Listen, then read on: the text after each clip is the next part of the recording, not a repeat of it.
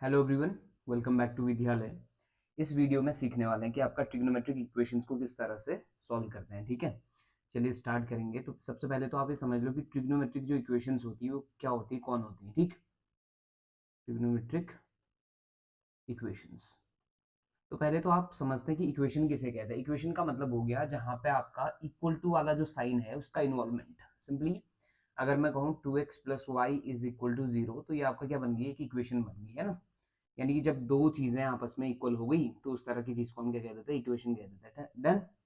अब यहीं पे अगर किसी इक्वेशन में ना ट्रिग्नोमेट्रिक फंक्शंस इन्वॉल्व हो जाए, यानी simply the involvement of trigonometric function in an equation called trigonometric equation. For example, जैसे मान लो मैंने कह दिया sine X equal to half, तो ये एक इक्वेशन है क्योंकि इक्वल टू का साइन का यूज हो रहा है ना, और यहाँ ट्रिग्नोमेट्रिक फंक्शन भी यूज हो रहा है, तो ये कैसी इक्वेशन बन गई, ट्रिग्नोमेट्रिक इक्वेशन बन गई। Isn't it? यहाँ तक तो समझ आ गया होगा। ठीक है, अब बात करते हैं कि आपका ट्रिग्नोमेट्रिक इक्वेशन में जो सॉल्यूशन है, यानी कि इसके जो सॉल्यूशन है वो किस तरह से हम इसमें फाइंड करते हैं। तो सॉल्यूशन ऑफ ट्रिग्नोमेट्रिक इक्वेशन में दो तरह के सॉल्यूशन पाए जाते हैं। पहला प्रिंसिपल सॉल्यूशन, या इसको हम कहते हैं मुख्य सॉल्यूशन, है ना। तो प्रिंसिपल सॉल्यूशन, और दूसरा हो गया जनरल सॉल्यूशन। ठीक, जनरल सॉल्यूशन। तो जैसे आप जानते हैं कि ये ट्रिग्नोमेट्रिक जो फंक्शंस है ना, इनका दूसरा नाम होता है सर्कुलर फंक्शन भी होता है। सर्कुलर फंक्शन का मतलब है ना कि आपका ये क्या करते हैं, खुद की वैल्यू को रिपीट करते रहते हैं। यानी कि जैसे मान लो साइन एक्स है, इसकी वैल्यू कभी कभी ना कभी क्या आएगी, 1। तो ये 1 वैल्यू ना ये इनफाइनाइट टाइम्स देगा अपने पूरे डोमेन में। ये 1 वैल्यू जो है बार बार कई बार आपका रिपीट करता हुआ चलेगा। यानी एक पर्टिकुलर कुछ पर्टिकुलर वैल्यूज को ये क्या करते हैं, रिपीट करते रहते हैं। जैसे हम जानते हैं कि साइन एक्स जो है -1 से लेके 1 तक आता है ना। तो जितनी बार भी आपका साइन में तुम एक्स की वैल्यू चेंज करोगे तो आपका आंसर हर बार कहां से कहां आएगा, -1 से लेके 1 के बीच। तो यानी कि बार बार ये किसको रिपीट करेंगे, इस इंटरवल को रिपीट करते जाएंगे, तब हम इसको क्या कहते हैं, सर्कुलर फंक्शन भी कहते हैं। ठीक है, यही रीजन है कि हम इसका जनरल सॉल्यूशन देते हैं। ठीक है, जिसमें आपका इनफाइनाइट नंबर ऑफ सॉल्यूशंस होते हैं, जिनमें बहुत सारे सॉल्यूशंस होते हैं। और यहाँ पे एक प्रिंसिपल सॉल्यूशन है, उसको मैं आपको समझाता हूँ कि क्या मतलब है इसका। ठीक, तो मैंने कहा कि आपका जो सॉल्यूशन है ट्रिग्नोमेट्रिक इक्वेशंस का वो दो तरह का होता है। एक आपका कौन, प्रिंसिपल, और एक कौन हो गया, जनरल हो गया। करेक्ट। तो प्रिंसिपल सॉल्यूशन और जनरल सॉल्यूशन में डिफरेंस क्या है वो समझते पहले। ठीक, प्रिंसिपल सॉल्यूशन का मतलब क्या है, जब आप एक राउंड कंप्लीट करेंगे ना, एक राउंड कंप्लीट करेंगे तो आप क्या कर रहे हैं, एंगल कहां से कहां मूव कर रहे हैं, 0 से लेके 2 पाई तक पूरा काउंट कर रहे हैं ना। तो एक राउंड कब हो गया, 0 से लेके 2 पाई, या तो 0 इंक्लूडेड या 2 पाई इंक्लूडेड, किसी एक को इंक्लूड करना, क्योंकि 0 और 2 पाई एक जैसा ही होता है। इससे पहले की वीडियोस में हमने काम किया हुआ है। अगर आपको कहीं पे डाउट है तो वापस से जाके उस वीडियो को चेक करेंगे। ठीक है, चलो, अब इतना हो गया। अब क्या होता है ना कि अलग अलग स्कूल ऑफ थॉट्स हैं कि आपका कौन जो है प्रिंसिपल ब्रांच बनेगा। प्रिंसिपल जो सॉल्यूशंस होंगे कहां से कहां तक को हम प्रिंसिपल सॉल्यूशन में काउंट करेंगे। तो बेसिकली क्या होता है, जितने भी एग्जाम्स हम बात करें, इंडियन की बात करें या इंडिया में जितने भी एग्जाम्स होते हैं या जितने भी क्लासेस में जहां भी हम पढ़ते हैं, तो यहाँ आपका जो प्रिंसिपल सॉल्यूशन है ना ट्रिग्नोमेट्रिक इक्वेशन के लिए, ये आपका 0 से लेके 2 पाई तक काउंट होता है। यानी कि 0 इंक्लूडेड 2 पाई एक्सक्लूडेड। करेक्ट। तो किसी एक को आप काउंट कर। दूसरा, आप ये भी कह सकते थे कि 2 पाई से लेके 4 पाई चले जाओ, कोई प्रॉब्लम नहीं होने वाली है ना, बस 4 पाई को एक्सक्लूड कर देना। ऐसे ही 4 पाई से लेके 6 पाई चले जाओ, तब भी कोई प्रॉब्लम नहीं है, आपका सॉल्यूशन करेक्ट है। लेकिन अभी की बात करूं मैं आपका, अगर किसी भी एग्जाम में पूछा जाएगा कि प्रिंसिपल वैल्यू क्या है किसी पर्टिकुलर इक्वेशन की, तो आप क्या करेंगे, ये जो ऊपर मैंने वैल्यू लिखी है ना 0 से लेकर 2 पाई, इसी को काउंट करेंगे। ठीक है, समझ आ गया होगा इतना। तो प्रिंसिपल सॉल्यूशन कहां से कहां तक को काउंट करेंगे हम, प्रिंसिपल सॉल्यूशन काउंट होगा 0 से लेके 2 पाई। और जनरल सॉल्यूशन कैसे काउंट होगा फिर, अब जनरल सॉल्यूशन का मतलब है जितने भी सॉल्यूशंस आ रहे हैं उन सबको हम क्या कह देते हैं, जनरल सॉल्यूशंस कह देते हैं। यानी कि सारे के सारे सॉल्यूशन इसमें काउंट हो जाएंगे। हर एक सॉल्यूशन, जितने सॉल्यूशन आप एक्सपेक्ट करते हैं किसी पर्टिकुलर इक्वेशन से, वो सारे सॉल्यूशन क्या कहलाते हैं, जनरल सॉल्यूशन कहलाते हैं। क्लियर? जैसे एक एग्जांपल दे रहा हूं छोटा सा, समझना इसको। जैसे मान लिया कि एक इक्वेशन उठाई मैंने, ठीक है, मान लो साइन एक्स इक्वल टू या टेन एक्स इक्वल टू -1/√3। इसको आपने सॉल्व करना है। ठीक, इसको सॉल्व करना है और बताना कि आपका इसका जो सॉल्यूशंस है, इसके जो total number of principal solution वो कितने आएंगे। ठीक, तो उसके लिए क्या करना है आपको, सबसे पहले तो टेन एक्स ऐसी रहा, राइट में आप इस 1/√3 को देखो। 1/√3 कब आएगा, 10 में 1/√3 कब आता है, जल्दी से बता दो, π/6 में आ गया, ठीक है। 10 में 1/√3 आ गया कितना, π/6 में, ठीक। अब पहली बार जो 10 है ना वो कहाँ नेगेटिव होता है वो समझो, पहली बार 10 कहाँ नेगेटिव होता है, सेकंड क्वाड्रेंट, तो इसको सेकंड क्वाड्रेंट पहुंचाने की कोशिश करते हैं, ठीक है। और याद रखने की 10 10 ही रहना चाहिए, यानी शादी वाला कॉन्सेप्ट जो याद होगा, इससे पहले वाली वीडियो में हमने काम किया था। तो आप एक्स एक्सिस से मूवमेंट करेंगे और एक्स एक्सिस से मूवमेंट करनी है और सेकंड क्वाड्रेंट जाना है, तो इसका मतलब you should have pi minus something, यानी कि आप क्या लिखने वाले हैं, 10 पाई माइनस π/6। अब देखो ये वैल्यू और ये वैल्यू जो ऊपर और नीचे ये दोनों लिखी है, दोनों एक्चुअल में सेम ही वैल्यूज हैं, बस फर्क क्या है, ये जो माइनस है हमने ये मेंटेन कर लिया इसकी मदद से। अब आप 10 से 10 कैंसिल कर सकते हैं, काटना मत, ये थोड़ा सा गड़बड़ हो जाएगा, काटने की नहीं है, ठीक है। ऐसा होता है जब इस तरह से लिखा गया ना ये π-6, तो 10 से 10 कट गया समझ लो, तो x की वैल्यू कितनी आ गई, 5π/6। आप देख पा रहे कि 5π/6 लाइज बिटवीन 0 to 2π, देयरफॉर ये एक one of the principal value है, ये एक प्रिंसिपल वैल्यू आपको मिल चुकी है कि आपका कौन है प्रिंसिपल वैल्यू, एक 5π/6 एक आपकी प्रिंसिपल वैल्यू होगी, ठीक। इसी तरह से आपका और भी प्रिंसिपल वैल्यूज ढूंढ पाएंगे हम इसी में, तो मैं पहले समझाता हूं आपको किस तरह से आपने डील करना है, चलिए स्टार्ट करेंगे, ठीक। तो प्रिंसिपल सॉल्यूशन समझ आ गया, प्रिंसिपल सॉल्यूशन कहां से कहां तक होगा, 0 से लेके 2π तक होगा, ठीक, ये प्रिंसिपल सॉल्यूशन होगा, करेक्ट। यानी जितने भी सॉल्यूशन आपका किसी भी पर्टिकुलर इक्वेशन के लिए आएंगे और वो कहां से कहां लाई करें, 0 से लेके 2π एक्सक्लूडेड, याद रखना है, तो उसको हम कहेंगे प्रिंसिपल सॉल्यूशन। और जनरल सॉल्यूशन क्या है अब वो समझते हैं। जनरल सॉल्यूशन, जनरल सॉल्यूशन को समझते हैं, सबसे पहला साइन के लिए समझ रहे हैं, यानी कि किसी दिन अगर sine X equal to sine Y हुआ ना, तो उस दिन आपका जो जनरल सॉल्यूशन होगा ना, एक्स इक्वल टू क्या हो जाएगा, n π प्लस -1 की पावर n इंटू वाई। और ये जो y है ना, ये y वो होगा जो आपका पहला आंसर होगा, जैसे इससे पहले मैंने बात करी थी ना यहाँ, तो इसको आप y बोल पाएंगे, किसको, 5π/6 को आप y बोल देना, ठीक, कोई दिक्कत नहीं होने वाली।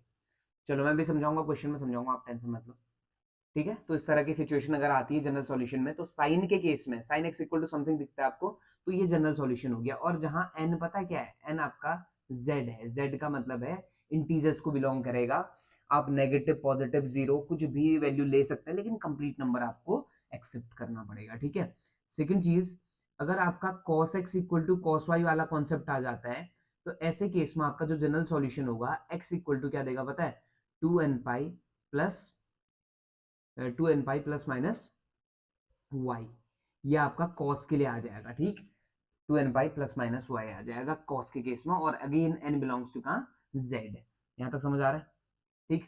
चलो तीसरे पे आते हैं, जहां की जिसकी बात मैं क्या कर रहा था, 10x इक्वल टू 10y अगर आपको दिखता है, तो ऐसे केस में आपका जो जनरल सॉल्यूशन होगा वो क्या हो जाएगा, x equal to nπ plus Y हो जाएगा, करेक्ट, nπ प्लस वाई, और अगेन n बिलोंग्स टू कहाँ, z, ठीक। तो ये जो तीन फंक्शंस मैंने बताए, जैसे साइन के लिए जो फंक्शन बताया ना, साइन के लिए जो आपका जनरल सॉल्यूशन बताया, वही कोसेक के लिए भी अप्लाई होगा, उसमें कोई चेंज नहीं होने वाला, क्योंकि साइन और कोसेक एक जैसा बिहेवियर शो करते हैं, ठीक है। ऐसी कॉस और सेक एक जैसा बिहेवियर शो करेंगे, और ऐसी टेन और कॉट एक जैसा बिहेवियर शो करेंगे, तो आपको इन तीन चीजों पे इस तरह से ध्यान देना है। डन यहाँ तक। चलो अब मैं आपको समझाता हूँ कि अगर कोई क्वेश्चन उठाऊं तो उसका सॉल्यूशन आप किस तरह से बताएंगे कि प्रिंसिपल सॉल्यूशन कौन और जनरल सॉल्यूशन कौन। तो फॉर एग्जांपल एक क्वेश्चन उठा रहा हूं, ठीक, ये है साइन एक्स इक्वल टू -√3/2, ठीक। तो अब पहले आपने इसको स्टार्ट कैसे करना है, क्योंकि देखो सॉल्यूशन मिस नहीं करना होता है, एक भी सॉल्यूशन आपका प्रिंसिपल सॉल्यूशन मिस हो गया तो क्वेश्चन गलत हो जाएगा हमारा, ठीक है।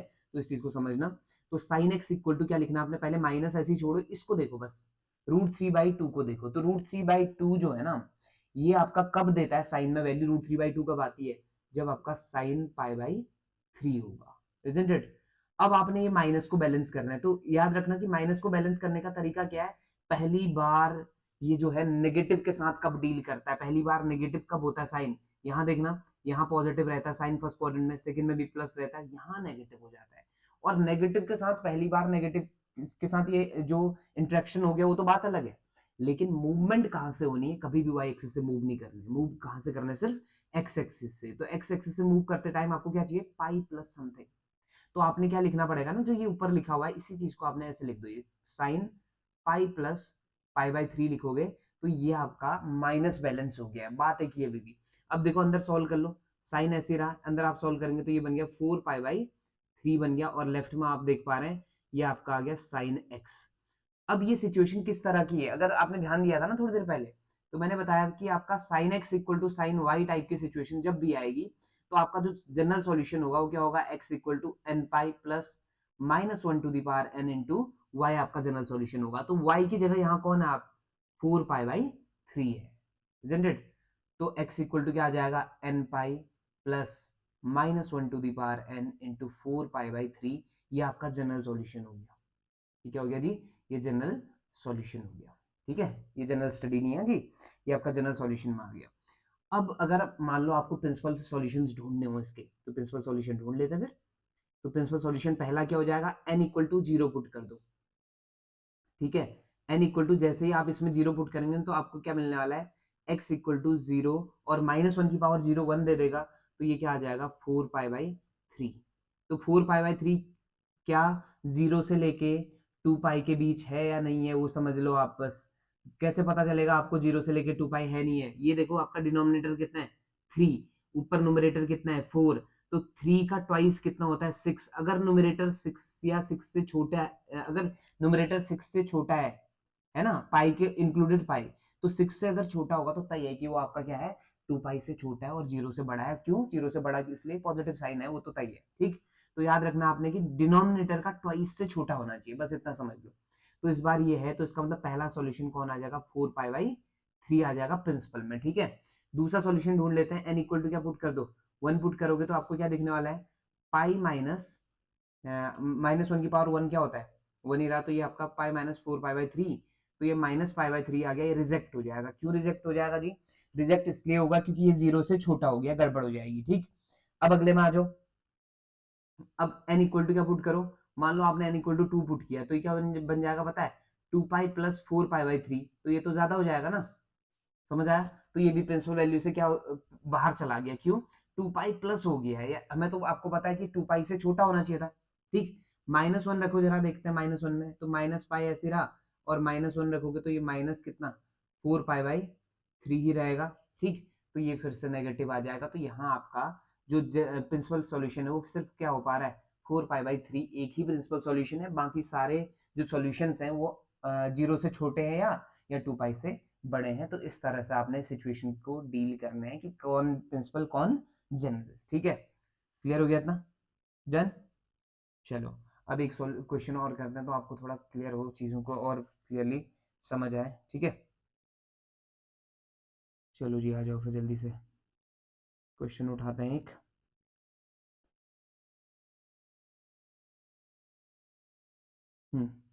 एक क्वेश्चन कुछ ऐसा है, cos x equal to half, cos x equal to half. अब आपने cos x equal to half को कैसे सॉल्व करना है, सबसे पहले वही काम है कि cos x ऐसे ही छोड़ो, पहली बार हाफ कब आता है, cos कितने पे, π/3 पे, है ना, π/3 पे हाफ हो जाएगा। तो अब जैसे ये cos x equal to cos y वाली सिचुएशन आई, तो सॉल्यूशन क्या बन जाएगा, x equal to 2n pi plus minus Y, Y की जगह कौन है π/3। अब ये आपका जनरल सॉल्यूशन हो गया। ठीक है, इसमें कोई डाउट नहीं। अब प्रिंसिपल सॉल्यूशन ढूंढने की बारी। तो प्रिंसिपल सॉल्यूशन ढूंढने से पहले आपको क्या करना पड़ेगा, n इक्वल टू 0 पुट करो जल्दी से इसमें जनरल में। तो n इक्वल टू 0 पुट करते हो तो ये आपका प्लस माइनस क्या देता है π/3, बट नेगेटिव वाला तो इग्नोर करना पड़ेगा, क्योंकि आपका जो जनरल सॉरी प्रिंसिपल सॉल्यूशन होता है it must be between 0 to 2 pi and 0 included 2 pi excluded. ठीक है, तो नेगेटिव वाला नहीं हो पाएगा, तो पहला तो मिल गया π/3। दूसरा ढूंढने के लिए n इक्वल टू 1 पुट करना शुरू करो, तो ये बन जाएगा कितना 2 पाई प्लस माइनस π/3। अब यहाँ पे ना अगर मैं 2 पाई प्लस वाला लेता हूँ, तो 2 पाई प्लस वाला लूंगा तो गड़बड़ क्या हो जाएगी, 2 पाई से बड़ा हो जाएगा, तो ये तो रिजेक्ट हो गया। 2 पाई माइनस वाला है आपका आ जाएगा काम, क्यों 2 पाई में से कुछ कम हो रहा है, तो कितना आ गया ये 5π/3 आ गया, है ना। तो ये आपका दूसरा सॉल्यूशन हो गया प्रिंसिपल में। ठीक, तो इस तरह से आपने प्रिंसिपल सॉल्यूशंस ढूंढने हैं, बस वहां तक ढूंढने हैं जब तक आपका 2 पाई से कम है, 2 पाई से ज्यादा जा रहे हैं या 0 से कम है, तो समझ जाना कि वो आपका जनरल सॉल्यूशन में काउंट होगा, वो प्रिंसिपल सॉल्यूशन नहीं बन पाएगा। याद रख, समझ आ गया इतना। तो जनरल सॉल्यूशन क्या है, every solution is known as general solution, but principal solution की कंडीशन है principal solution must lies between 0 to 2 pi and 0 included. समझ आ गया इतना? क्लियर है? तो इस तरह से आपने डील करनी है क्वेश्चंस के साथ, ठीक। अब जैसे क्वेश्चन कहता है कि आपका एक क्वेश्चन मैं आपको जनरल सॉल्यूशन वाला दे रहा हूँ, इसको समझना जल्दी से, ठीक है। अब देखो दिमाग लगाना पड़ेगा थोड़ा थोड़ा क्वेश्चंस में, तो किस तरह से डील करनी हो देखो। cos 4x इक्वल टू क्या है हमारे पास, cos 2x है, ठीक। अब आपसे कहता है कि आपका इससे जनरल सॉल्यूशन ढूंढो, बस ये सिर्फ क्या चाहता है तुमसे, जनरल सॉल्यूशन। तो ऐसा मत करना कि यहाँ से cos x equal to cos वाली सिचुएशन, cos y वाली सिचुएशन है, डायरेक्ट स्टार्ट कर दो, वो भी आप काम कर सकते हैं, लेकिन आपको इसके हर एक सॉल्यूशन के लिए भागना है, यानी कि आपका इसके किसी भी सॉल्यूशन को आप छोड़ नहीं सकते, ठीक। तो अगर किसी सॉल्यूशन को छोड़ना नहीं है ना, तो इसको किस तरह से डील करते हैं वो देखो जरा। cos 4x इक्वल टू क्या, cos 2x आपने लिया इक्वल टू क्या, 0, माइनस कर दिया मैंने, लेफ्ट में लिया है, ठीक है। अब पता मैं क्या लगा रहा हूँ यहाँ पे लगा रहा हूँ मैं cos c minus cos d, इससे पहले वाले वीडियो में मैंने बताया हुआ है, अगर डाउट है तो वापस जाके चेक करो, नहीं तो अगर आपको याद है तो वेल एंड गुड, ठीक। तो जल्दी से आ जाओ, यहाँ आपका बात करते हैं, तो sine C minus sine D में क्या आ जाएगा, -2 साइन, सॉरी कॉस में, sorry C plus D by 2, और ये क्या आ जाएगा, sine C minus D by 2, ये फॉर्मूला बन गया, जल्दी से अप्लाई करो। तो इस बार आपको पता चल गया सी कितना है 4x, डी कितना है 2x, तो ये बन गया -2 साइन 2x अपॉन 2, तो x बन गया, और into sine C minus D, sorry ये आपका क्या बनेगा 2x बनेगा, क्यों, सी प्लस डी है ना, 3x बनेगा, आई एम सो सॉरी, ये आपका 3x बनने वाला है, क्यों पता है, ये साइन 4x प्लस 2x कितना हो गया, 6x हो गया, 6x बाई 2 कितना, 3x हो गया ये, ठीक है। और इनटू में क्या बन जाएगा पता है, साइन 4x माइनस 2x हुआ बाई 2x हो गया, सिंपली इक्वल टू क्या, 0। तो एक बार ये 0 पुट करो, एक बार ये 0 पुट करो, तो पहली बार में हमने पुट किया साइन 3x इक्वल टू 0, और दूसरी बार में पुट किया साइन x इक्वल टू क्या, 0। तो यहाँ से क्या रिजल्ट आया पता है, ये पहले तो ये देखो कि आपका साइन पहली बार 0 कब होता है, साइन पहली बार 0 पर ही 0 होता है, और यहाँ से भी साइन पहली बार कब 0, साइन पहली बार 0 पर 0, ठीक। अब आप देखेंगे ये sine x equal to Y वाली सिचुएशन आ गई, तो इसका मतलब हुआ x इक्वल टू, x की जगह याद रखना इस बार 3x है, ये क्या बन जाएगा फिर sine x equal to, sine Y वाली सिचुएशन में क्या होता है, x equal to N pi plus -1 to the power n into Y, Y की जगह कौन है, 0 है, और यहाँ आओगे तो क्या बन जाएगा, x equal to N pi plus -1 की पावर n इंटू 0, यहाँ पे x को ही क्यों लिखा मैंने, क्योंकि x की जगह x ही था, यहाँ पे प्रॉब्लम क्या है, x की जगह 3x है, तो यहाँ से x की वैल्यू क्या निकल रही है, जल्दी बोलो, 0 इंटू समथिंग इज ऑलवेज 0, तो ये तो 0 हो गया, तो आंसर आ गया n पाई बाई 3 आ गया, कौन, x की वैल्यू। और यहाँ से आप देखोगे तो x की वैल्यू क्या आ गई, जल्दी बोलो जरा, n पाई, और वो 0 हो गया, n पाई आ गया, तो इसके दो जनरल सॉल्यूशन हो गए, एक ये और एक ये। तो इस तरह से काम करना है जनरल सॉल्यूशन के लिए। और हाँ, अगर आप डायरेक्टली करना चाहो ना यहाँ पे से, तो ये कैसे कर सकते हैं देख लो जरा। अगर मान लिया cos 4x equal to cos 2x से स्टार्ट करते हैं, तो कैसे करते हैं इसको, तो cos x equal to cos y वाला कॉन्सेप्ट लगाओ, तो cos x equal to cos y में क्या होता है कि x equal to 2n pi plus minus y है ना, तो y की जगह कौन है इस बार, 2x है। अब आपने क्या करना है ऐसी सिचुएशन में, एक बार प्लस साइन लेंगे और एक बार क्या लेंगे, माइनस साइन लेंगे, ठीक। तो जब मैं प्लस साइन लेता हूँ ना, तो प्लस साइन लेने में क्या हो जाएगा, यहाँ से 4x इक्वल टू हो जाएगा 2n पाई प्लस 2x, तो लेफ्ट में ले आओ इसे, 2x इक्वल टू क्या हो जाएगा, 2n पाई, तो x इक्वल टू क्या आने वाला है, n पाई, है ना। तो सिमिलर टू दिस सॉल्यूशन मिल गया। दूसरा 4x equal to 2n pi -2x आएगा, तो लेफ्ट में आएगा तो 6x इक्वल टू क्या, 2n पाई, तो x इक्वल टू क्या आएगा, n पाई बाई 3। तो यहाँ से भी आप डायरेक्टली क्या कर सकते हैं, सॉल्व कर सकते हैं इस चीज को, ठीक। अदरवाइज ये आपका फॉर्मूला हो गया, ये आपका यूनिवर्सल है, इसकी मदद से आप कभी गलत कर ही नहीं सकते, ठीक। अदरवाइज यहाँ से अगर आप करना चाहें तो ऐसे कर सकते हैं, क्लियर है। तो आपको ये चीज समझ आई होगी, आई होप कि आपका जनरल सॉल्यूशन, प्रिंसिपल सॉल्यूशन आप डिस्टिंग्विश कर पाए होंगे कि कौन क्या है, कैसे है, ठीक। अगर आपको वीडियो पसंद आ रहा है तो लाइक, शेयर और सब्सक्राइब करना बिल्कुल मत भूलना, ठीक है। आपसे मिलेंगे नेक्स्ट वीडियो में, ओके, मिलते हैं ब्रेक के बाद।